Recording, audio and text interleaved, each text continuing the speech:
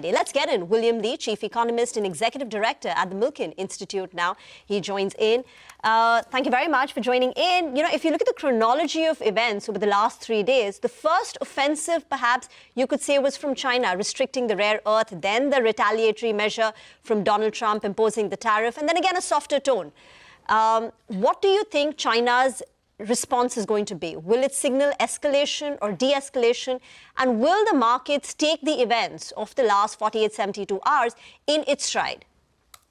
I think Prashant was really accurate when he said that there was complacency in the market, but he was wrong to say it was tariff complacency. I think it was China complacency.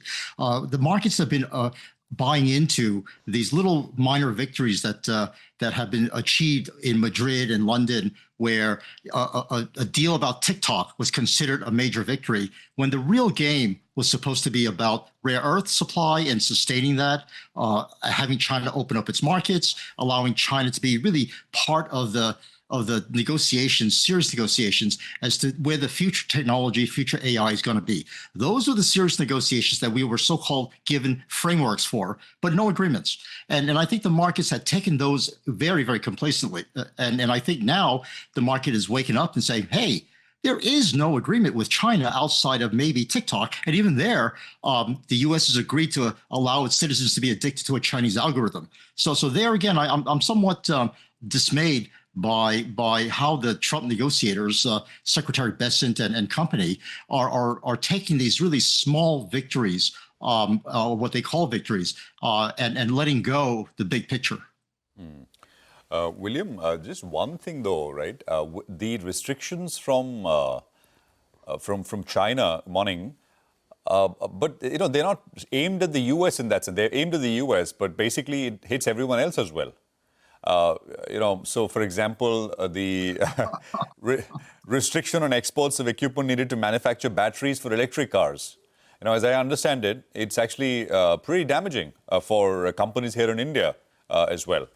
They're saying, well, we will license one off, but no one really expects those licenses to come or be approved. Your thoughts, William? Precisely. I think China is trying to maintain its monopoly control over those new technologies that it worked so hard in the last 10 years to achieve a leading position in. This was all about Made in China 2025. These were exactly the strategies put in place 10 years ago by President Xi to say, we want to control the standard setting, the license giving of these new technologies. And that's exactly what's being done. And they're demonstrating they're serious about that. And that's why I said the negotiations should have really addressed that head on.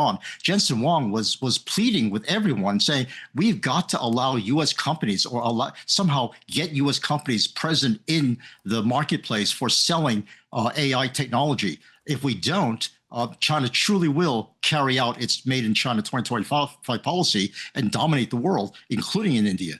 All right. Hi, William. That's what I want to come back to India then. Where does this place India? You know, going that, Trump is going after China a little bit more now. Those markets have had a good run. For the Indian markets, we have been underperformers. Do you think there is a case that from here on, we could see some kind of an outperformance? The flows seem to be turning the corner with regard to the FIs. Domestic liquidity is good. And we've done quite a bit on ground with regard to the fiscal policy as well as on the monetary front. Your take? India clearly has to get its own house in order. It has to put in place the infrastructure that's needed to advance the economy, especially in the high-tech areas. The supply chains have to be set in a way that's durable, but part of that requires the supply of materials that come directly from China. And there, I think President Modi is going to have a very tough game to play, which is to say he's got to cozy up to China and say, we're really your friends. And he's doing the same thing to Russia, and at the same time, not alienate U.S. and more importantly, U.S. investors that are so interested in investing in India. So India is in that middle position where it needs to secure its supply to ensure that it has a significant position in the production of new technologies, which require a lot of China inputs, but it also requires a lot of American and Western inputs as well. And that's the balancing game that I think is going to be the future for India and how it's going to be able to negotiate those tough currents. William, any particular, any asset classes or commodities or anything in particular which you think see an outsized move from here. We've had many outsized moves. Gold, silver, Bitcoin, oils, of course, lately moved a little bit. What's your sense?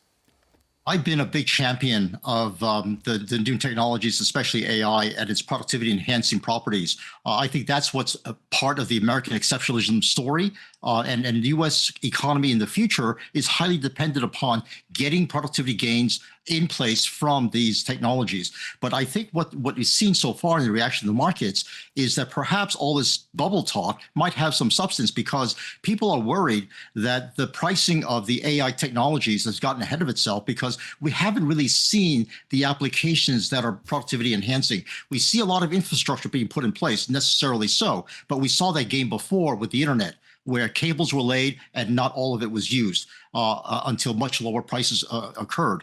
So I think the real issue now is if we may see a significant move, but on the downside, because investors might pull back, given the catalyst that this China rare earth supply is giving it, to say, hey, we might as well take our profits and cut back on some of these multiples until we see some real improvements in the applications. And by the way, all the applications that we've seen so far, at least many of them, are coming right out of China. So that's why Jensen Huang's words of warning about we cannot abandon the Chinese marketplace, because the AI innovators, half the world's AI innovators and researchers are located in China. So that's why it's so important for American companies, technology selling companies, to be present in that Chinese market. Thank you very much, William, for joining in. The high valuations in AI and tech perhaps had made the markets vulnerable for a pullback, and the tariff threat became the trigger. Thank you very much for joining in. Sharp sell-off seen in Wall Street on Friday.